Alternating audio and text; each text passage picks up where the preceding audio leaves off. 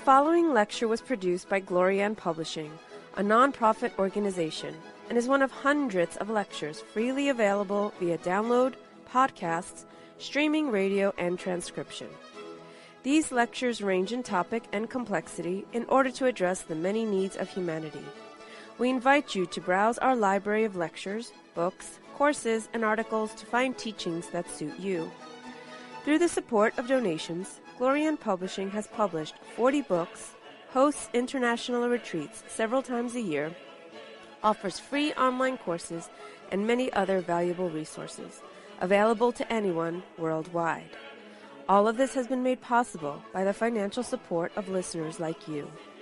Your donations make it possible for this free public service to reach thousands of people every day. To make a tax-deductible donation in any amount, even anonymously, visit GnosticTeachings.org. Now, with heartfelt wishes for the end of suffering for all creatures, we begin the lecture. May all beings be happy.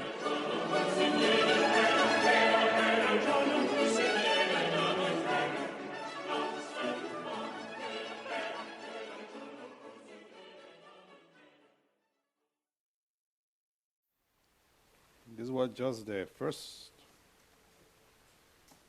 part of 3 parts. 3 parts there? Yeah, this is just the first. Oh. So, if you have questions, I will try to answer. Why is the king blind?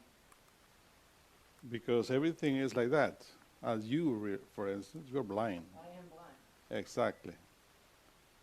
Right? But am I the king? Well, suppose that we should be king of nature, right? To be blind means that we enter into this path blind. Right? It's part of us, because that king is part of us. Remember, there are 2 kings there. One is dead and the other is alive. Yeah. So, you have to make your analysis there. Is that we always are divided, right, in 2 parts. You know the Hasnamus? One part is heavenly and the other part is, right? The Pandava, of course, are the heavenly things, and the other part is lower part that we have. Okay. So we are divided. And that's the war that we had to make. But the heavenly king is dead. Yeah, he needs to resurrect. Uh-huh. So, Yeah, man. One time they shot the arrow and killed, I guess it would be like a male deer, right? So it's manifested as a human, right?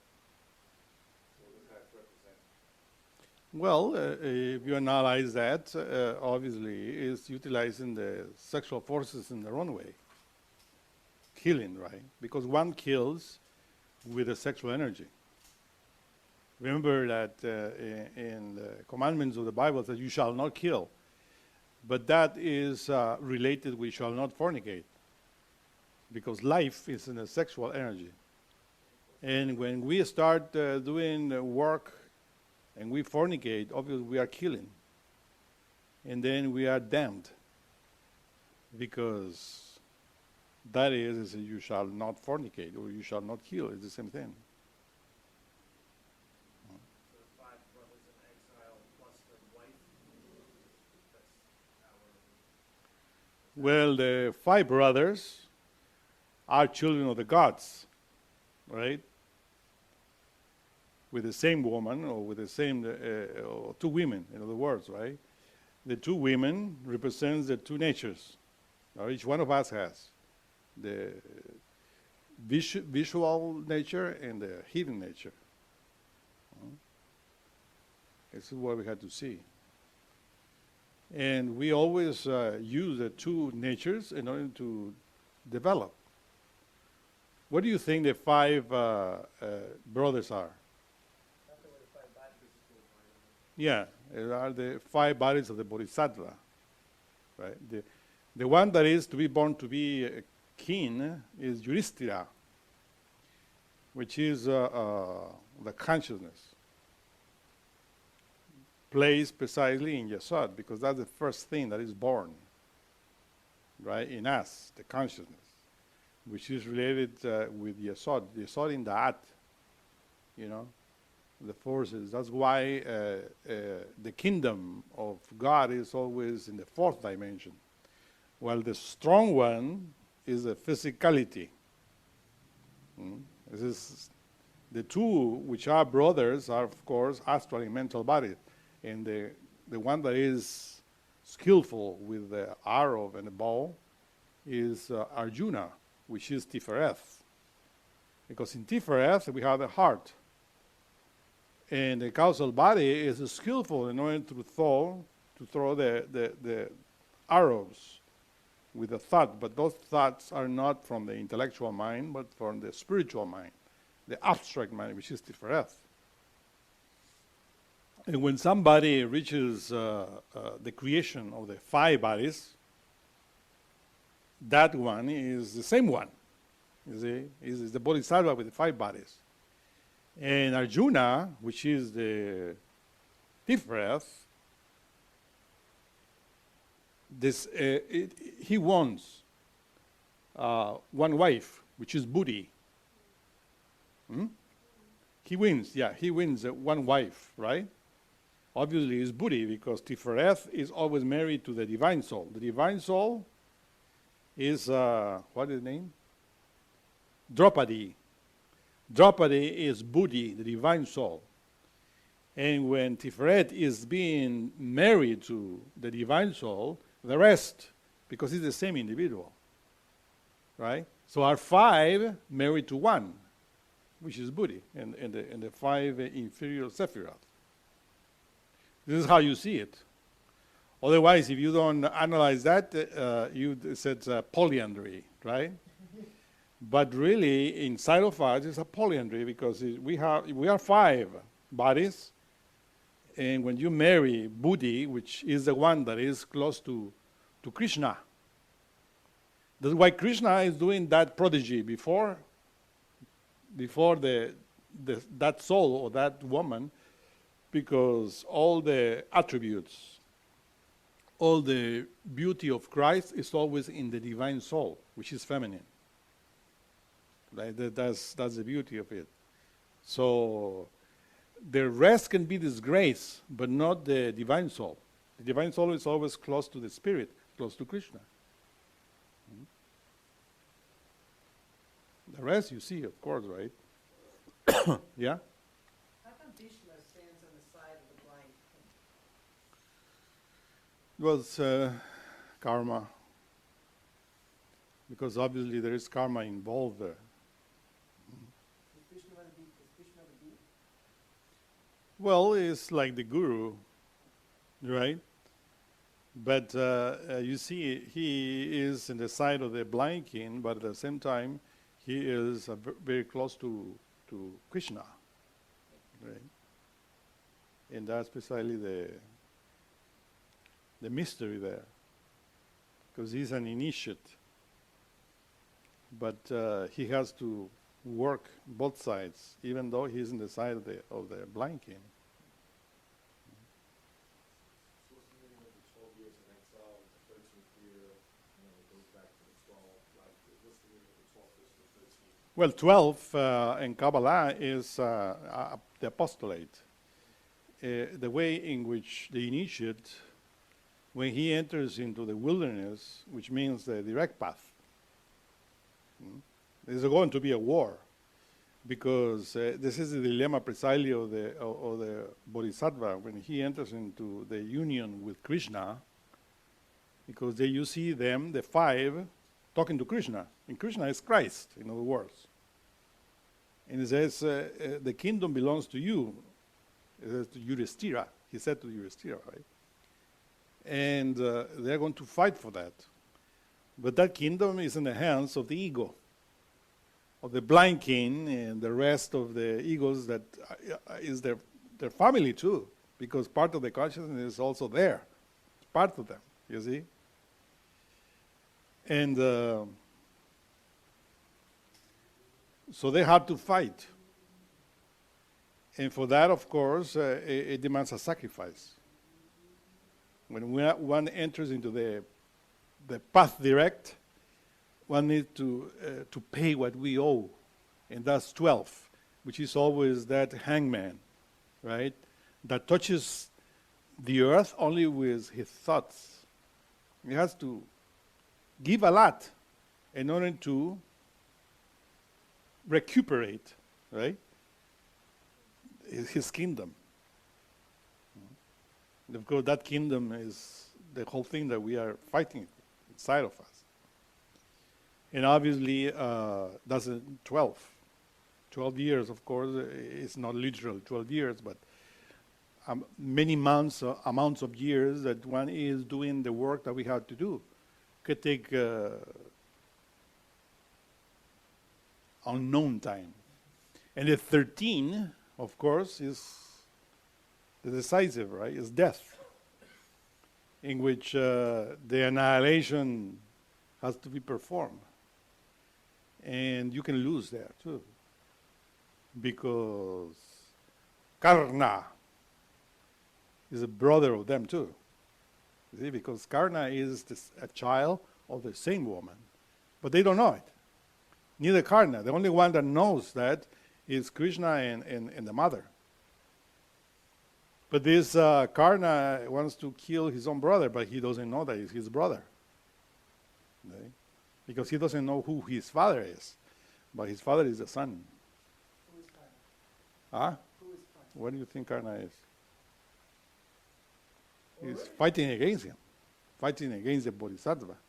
But it's part of the Bodhisattva. It's part of this is his brother. Yeah, Lucifer. This is how I see it. The child of the sun, Kater. Gotcha. The side of the sun, the negative aspect of the sun, you know. Lucifer is the same sun, but acts pushing all the defects to battle in order to be disintegrated, and he in himself has to be killed too. So I was tripped up because part of me thought the guy with the dice was Lucifer. Well, it's part of him. But he's a tricky guy. Obviously, that's part of the ego, right? That cheats, right? Because this is what the ego does. He wants to win by cheating, right? And he knows the ego knows how to cheat, right? But it's part of it. We can say that is remember that there are many parts of the being there that are in the battle, right? I mean, in the game, because now he has a game. And another question. Wait, but the battle has to happen for next Kali Yuga to evolve. No, the battle, Kali Yuga is precisely the dark age. And everybody that starts, as we start, whether in any age, we are in Kali Yuga, each one of us. And once you start doing that, the battle happens inside of you. You know what I mean? This is precisely the symbol of all of that. Of course, this is also related with something that happens in the Atlantean epoch, the beginning of the Lemuria, the Aryan race. But this is how always the writers, the initiates, hide things, you know. And the way that this movie is written or made, I mean, is good because it shows everything, but in symbols. Of course, if you read the Mahabharata, will be good too. But that's very long. There are many volumes, I believe. So the little boy in the beginning, It's you. but so are all the... The little boy is the little child inside of us, right? That wants to, our origin, the child, the consciousness, you know? That's the main thing. The child is ourselves, the consciousness. That's why the story is about our consciousness, the origin of it. The embryo, the Buddha Dhatu, the embryo that is there, right? And, well, it's a great thing. And this, as I said, this book, Mahabharata, is older than the Bible. So, Was the Arjuna and what was the other guy's name? who? The one going to fight. Arjuna, the best warrior. Karna. Is that twin souls also? You could call them twin souls in terms of... It might call it twin souls, but no, but Arjuna represents the causal body. Is the causal, the tiferet, the human soul itself, right? And is part, because that human soul is united with Krishna, which is the sun, S-U-N, the sun. But Karna is the son of the sun, or part of it. You see the duality? We will say that Karna is the twin brother. Because both of them, that's why he is very skillful. He says, I'm going to do better than you, because he's the son of the sun. And the rays of the sun penetrate everything. But Arjuna does it too. You see there the battle? That's why in esotericism we say, to win the battle, you have to defeat Lucifer. But Lucifer, look, you awake and he is ahead of you. You awake more, and he is ahead of you. Yeah? Always ahead. Because he sees everything. So to win, to defeat the dragon, and that the dragon is Karna. This is beautiful. All of us have to fight against. The Bhagavad Gita, is that the next, that's what comes up next, the battle, right? Yeah, the battle, there is called the Chant of the Lord, the Bhagavad Gita. No, actually, the Bhagavad Gita comes in the third. Okay. The second. Yeah, but the Bhagavad Gita is just part of the Mahabharata, in which there is a battle there, and Krishna is advising Arjuna and the rest of the brothers to teach them how to win, because Krishna is the only one that is ahead of Karna. Without Krishna, you cannot win. In other words, without incarnating Christ, the Bodhisattva cannot win. One is a Bodhisattva, one incarnates Christ. Otherwise, it's impossible to be a Bodhisattva without Christ, without Krishna.